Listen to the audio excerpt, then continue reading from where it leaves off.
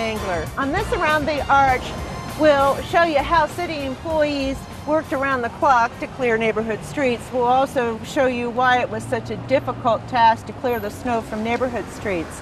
On this Around the Arch, we'll also update you on the city's latest efforts to create a more sustainable community. And lastly, we'll show you some of the ways that people in our community, including city employees, have been so generous during the holiday season. Once the snow falls and the main roads are cleared, the street maintenance crews have the rough job of clearing neighborhood streets. We'll show you why, next on Around the Arch.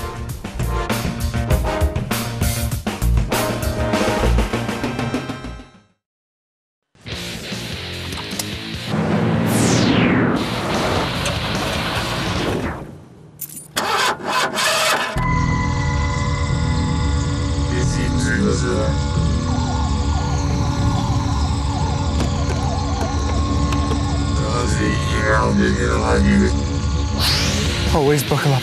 Always buckle up. Nevada enforces safety belt laws. If you're not wearing a seatbelt, we will give you a ticket. Click it for ticket.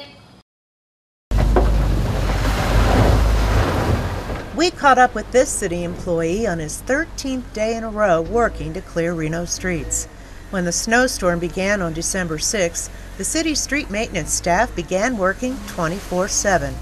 Clearing neighborhood streets is the rough part of the job. Once we get through the priority 1, 2s, and 3s, for us, that's when the real hard part of the job starts. The roads in the residential areas, of course, the residents want to see them plowed, and we like to get to them too. But they've been driven on so much and get packed down really, really hard. In fact, here they like to call it Sierra cement. They keep driving on it, and the freeze thaw just makes it really hard, and then it bonds through the street. So when the plow drivers go down the street and they try to plow that, they don't actually get the ice moved because it's bonded to the street. So basically it becomes a sanding operation, and those few hours a day when it slushes up and it loosens up, we're able to get that amount off, but generally not all the way down to the pavement until we've been to those streets 3 or 4 times. The crews got a little help on this day as the sun and warmer temperature made it a little easier to get the white stuff up. But it still takes a lot longer to clear neighborhood streets. One of the issues that you run into in the residential streets is for a mile of residential street takes about the same amount of time as 3 miles or 4 miles of a priority 1, 2, or 3, just because of the amount of ice and the amount of obstacles that you have in those areas. So it takes a lot longer to do residentials than it does to clear a wide open road where you have snow storage.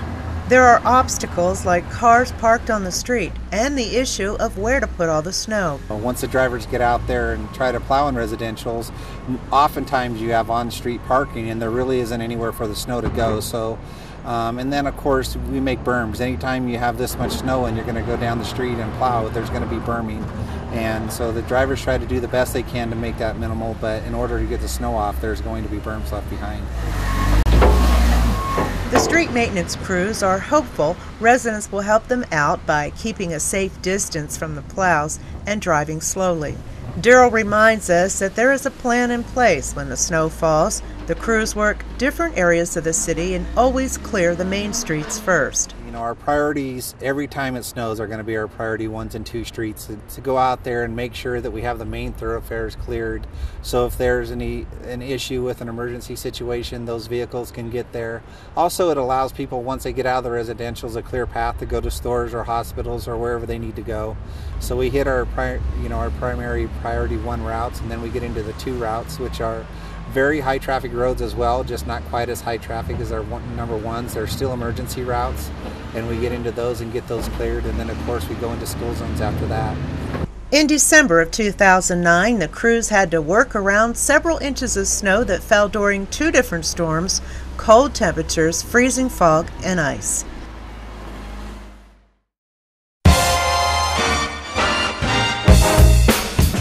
The city is making use of alternative energy projects that will end up saving the city money. We'll show you how the city is beginning to use solar and wind energy next on Around the Arch.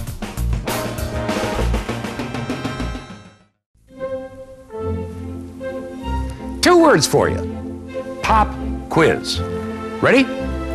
Name any funny movie a drama. Name a mystery. And one more thing. Name the movie your kids saw today in science class. Know what really matters. Know about your kid's school. And know about your kid.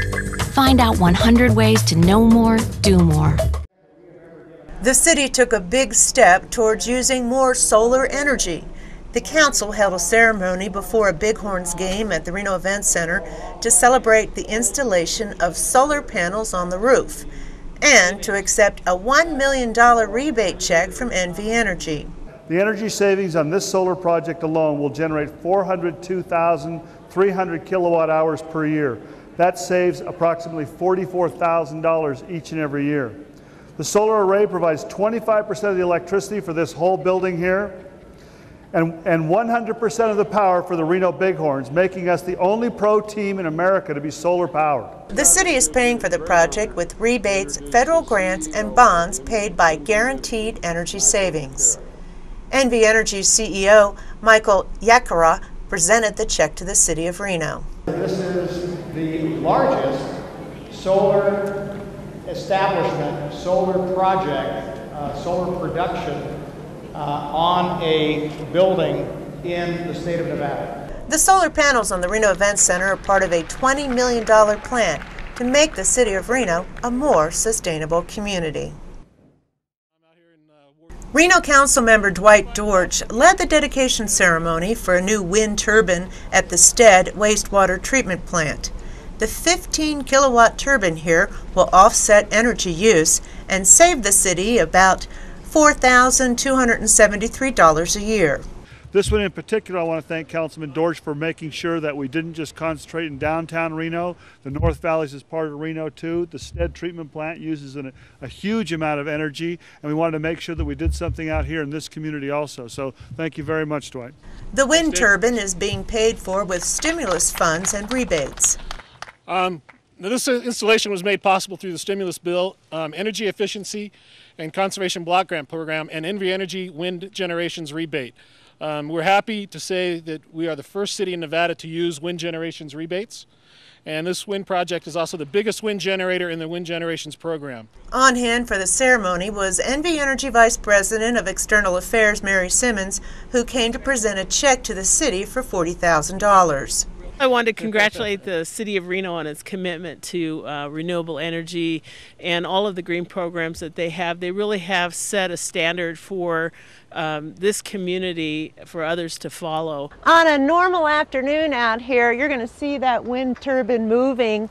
It is one of 10 wind turbines that the city plans to put throughout the city as part of a much bigger project, a $20 million initiative to make Reno a more sustainable community. Although it looks like the old three-style turbine, it's a downwind turbine, so the blades are made out of a composite material, and it sits down from the wind, and the blades just kind of bend back in the wind as the wind gets higher and higher, so it can take higher loads and generate power even in high winds without shutting down. And on the backside of Peavine here, we get a lot of wind most days of the year, except today when we're trying to dedicate the turbine. Once all the wind turbines are up, residents will be able to go online and look at the data being collected to see how the turbines are doing. The city is hopeful it will provide useful information and incentives for others to use alternative energy as well. The odds of a child being in a Broadway show are 1 in 11,000.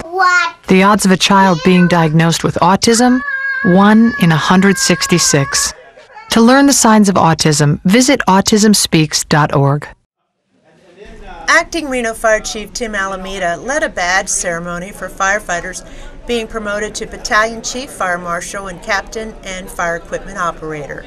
Wives, children, and friends helped with the ceremony by doing the pinning of the new badges. Firefighter Steve Schwack received a Fire Equipment Operator badge during the ceremony.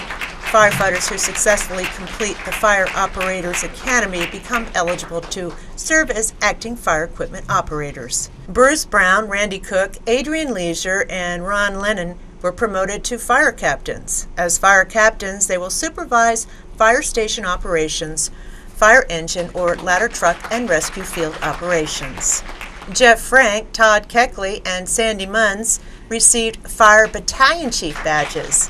As line battalion chiefs, they're responsible for specific geographic areas and supervise engine and ladder truck companies and rescue units in those areas. They also serve as the incident commander on major emergency incidents as well as performing other duties. Joan Presley was presented a new badge as the Reno Fire Department's Fire Marshal. She is the first female to hold that position and supervises 16 fire prevention personnel, including fire prevention inspectors, fire investigators, fire prevention officers, plan examiners, and administrative support personnel. Presley has been steadily promoted since she began her first fire prevention career as a fire inspector trainee with the Truckee Meadows Fire Protection District in 1989. The City Council accepted a $10,000 traffic safety grant to support the Reno Police Department's participation in the Joining Forces program. Through the program, law enforcement agencies around the state conduct seatbelt and child restraint, speed and pedestrian safety, and impaired driving and other checkpoints. This brings the total Joining Forces grant funds for the Reno Police Department, which come from the Nevada Department of Public Safety Office of Traffic Safety this year, to $87,275,000. The combined grants require an in-kind match of more than $19,000 that will be contributed through employee fringe benefit costs and the use of an on-duty police officer at each enforcement operation program. Statistics have shown that when worn correctly, seatbelts have proven to reduce the risk of fatal injury to front seat passengers by 45% and by 60% in pickup trucks, sport utility vehicles, and minivans. The Reno police officers are being joined in the county-wide Click It or Ticket campaign by the Washoe County Sheriff's Office, Sparks Police Department, and the Washoe County School District.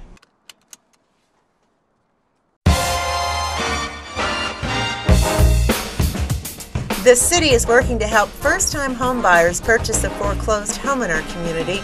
We'll have that story next on Around the Arch.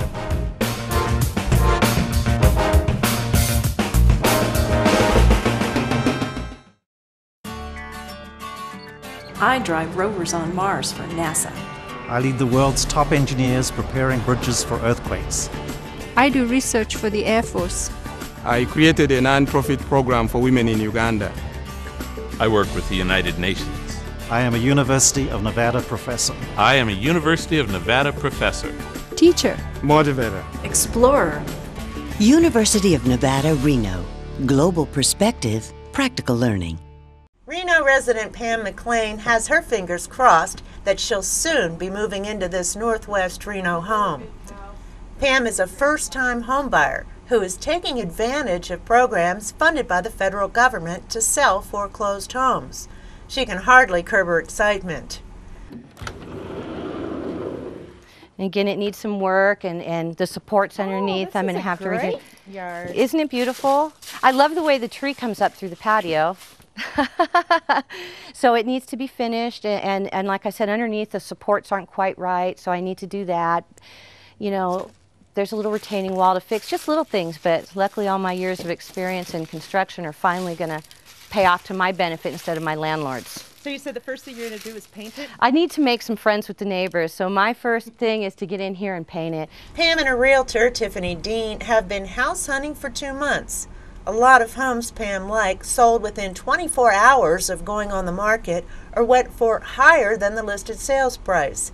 Pam decided to concentrate on a better deal and more square footage. My advice is be patient and just be out there and hit the streets and look at everything, and then wait. It's a long process. And the majority of the houses damage is carpet, but there's been a few people where they've punched holes in doors or purposely they took the appliances so they could sell them. They've taken the stoves out. They've taken things that, light fixtures and things that would not normally be removed. But it's an easy fix, and you can really save a lot of money. I call it the shock factor when a buyer walks in a house and they see certain things completely stripped from the home, and it usually deters a buyer, and I always tell them, hey, this is where you're going to get the deal. City of Reno Community Reinvestment Manager Jody Royal Goodwin explained the two programs to us that she administers. The Neighborhood Stabilization Program allows a first-time homebuyer to buy a foreclosed home with a no-interest down payment loan of up to $20,000 if the homebuyer can provide 3.5% of the purchase price. The buyer can earn up to 120% of the area's median income, or $85,000 for a family of 4. The home must be in one of 3 designated areas in Sun Valley, Stead, or Sparks. The price must be no more than 99% of appraised value. The Home Down Payment Assistance also provides a no-interest loan of up to $20,000 if the homebuyer can provide 3.5% of the purchase price. A first-time homebuyer can earn up to 80% of area median income, or $56,000 for a family of 4. The buyer can purchase any home for sale in Washoe County. If people are considering buying a home and they potentially qualify for an assistance program, that they do apply, simply because it provides a little cushion for them. We might not know exactly what the market is going to do, but if you can get up to $20,000 in assistance to buy a home that you can afford, that just helps you out just a little bit more, and it provides a little bit of cushion if the market does soften a little bit, and that people look at a home or buying a house as a home for the long term. So there are like requirements for us. So if you buy under the Neighborhood Stabilization Program, it's a forgivable loan. If you live there for 5 years, you no longer owe us anything. You've just gotten $20,000 towards your, or up to $20,000 towards your purchase of a home for nothing. And the other one, as long as you live there, which would need to be at least 5 years, you still get $20,000, and you don't have to pay us back until you sell it. So if you don't think about it in terms of an investment, which is kind of what got us into this problem, and more of a home, a place that you live and raise a family, then I would suggest you do it. Pam and other first-time home buyers also got another incentive to purchase a house. President Obama just extended the first-time home buyer $8,000 tax credit until June of next year. If I make it in time for the tax credit, I'm going to just turn around and put all that money back in the house. For more information on the programs, you can contact Jody at 334-2305. So far, she has accepted about 30 applications. The downturn in the economy is creating an opportunity for some neighborhood revitalization in Northeast Reno. The Reno Housing Authority has partnered with the City of Reno to purchase foreclosed homes at a greatly reduced cost and is rehabilitating them. And it's horrible for those people who lost their homes, but it is an opportunity for us now. We're able to take the monies we've had, buy a much larger number of homes than we could have ever bought before. And again, our whole hope is that we'll raise the value of properties in this neighborhood so that you'll have people who are still here who can keep their homes, that people are willing to invest and feel like they've got a pretty locked down way of ensuring that things will continue to improve. And I think that is what's going to happen. Morton took us on a tour of 4 homes after showing us the before pictures. There are some dramatic changes both inside and outside the homes. The Housing Authority hired local contractors to do the remodeling.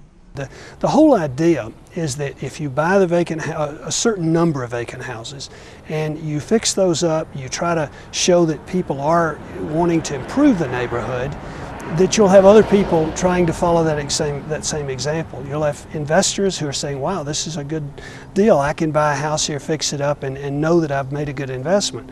A lot of first-time home buyers who will say, wow, this is a neighborhood that I can buy in pretty inexpensively now, and with the obvious improvements that are going on, it'll be a good deal for me down the road. We've done a huge amount inside the houses, but if we did that and didn't do the outside, the community wouldn't appreciate it as much. So we have tried to come up with a very attractive landscaping in the front and back, but particularly the front, so that people see this. And we've tried to make it zero-scape where we could, having some lawns, but focusing more on shrubs and rock and bark and small lawn areas that would be easy to maintain and yet set the kind of standard that we'd like to see throughout this neighborhood. Morton is making the most of dollars the City of Reno allocated through federal home grants. Reno Councilmember Jessica Sferrazza also secured an Economic Initiative Development Grant from Nevada Senator Harry Reid. Well, it gives people an affordable place to live. We're doing the rent-to-own program over there, which is fantastic. We're putting people in those homes who otherwise couldn't afford to buy a home right now, with the ultimate goal of achieving the American dream of home ownership. But also, we've gone forward with the National Stabilization Program in round 2 of funding, so we're hoping that this is just the beginning, and in December we'll find out about the rest of the grants. To qualify to rent one of the homes in the program, families can only earn 50% of the median income. Some of the houses the Housing Authority is purchasing have sat vacant for more than a year. Now we're being picky. We're making sure that there are people who will take care of the properties. We're doing home visits. We're making sure that they are people who keep their homes in good condition now and with a favorable rent situation that we'll be able to give them. And again, we'll be maintaining these ourselves from now on, so we can assure the community that we'll keep them in good shape. But it's going to be a real opportunity for some low-income families to live in a very nice property at a very affordable rate. The effort to improve the neighborhood is already having an impact in attracting other buyers. It's enhancing the overall feel of this older Reno neighborhood. Across our region, across all industries, people are becoming quake smart. They know even small earthquakes can damage and close businesses. I'm Nancy Ward, a FEMA regional administrator, urging you to join business people who are taking charge and protecting their inventories, equipment, and physical facilities. Get started today. Go to quakesmart.org.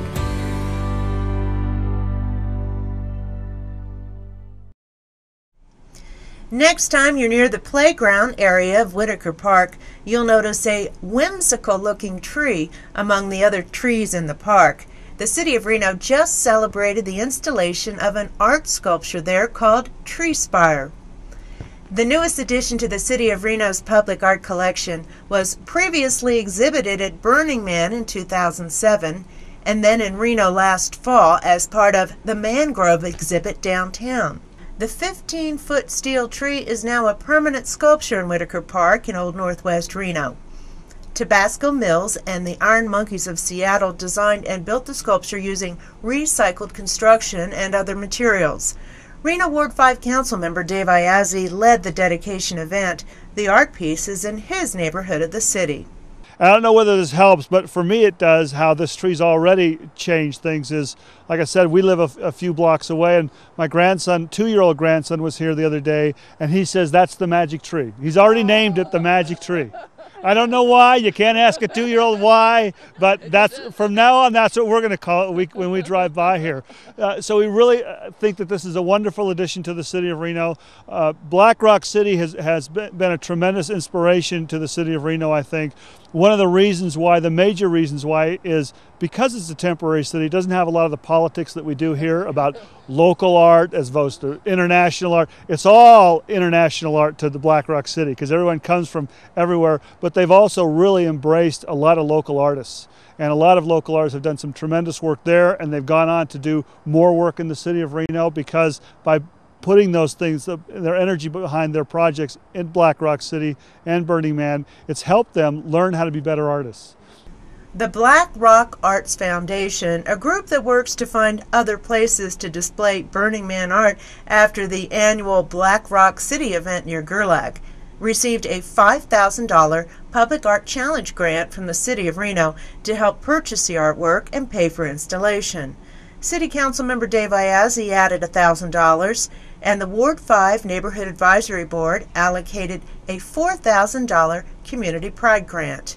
The Arts Foundation also received grants from the Robert Z. Hawkins Foundation and the Reno Burners, LLC.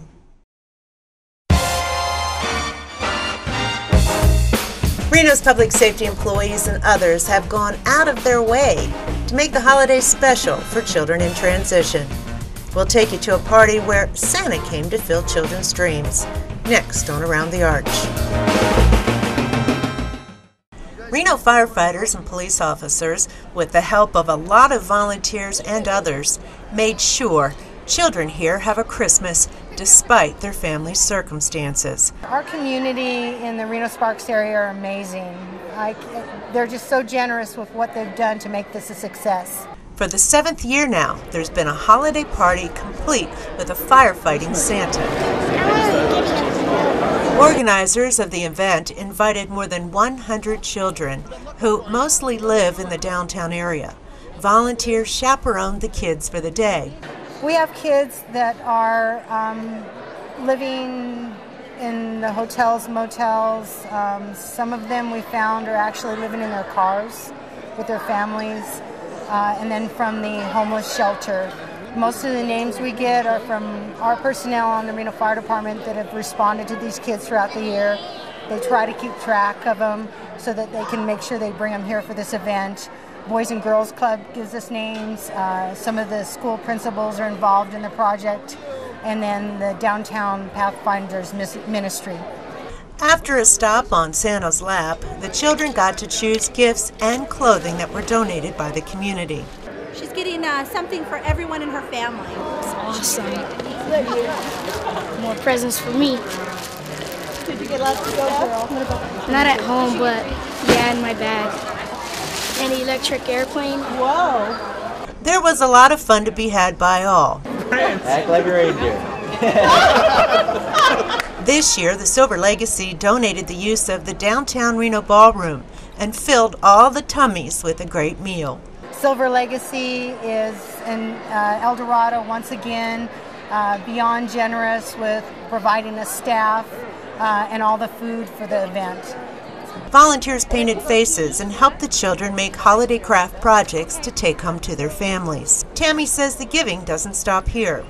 Local 350 has donated 50 tickets to the Shriners this year, so we can continue to work with the kids throughout the year, give them events and hopefully happy moments in their life. Tammy and the other organizers would like to thank everyone who helped make this a very special Christmas. The smiles are worth everything.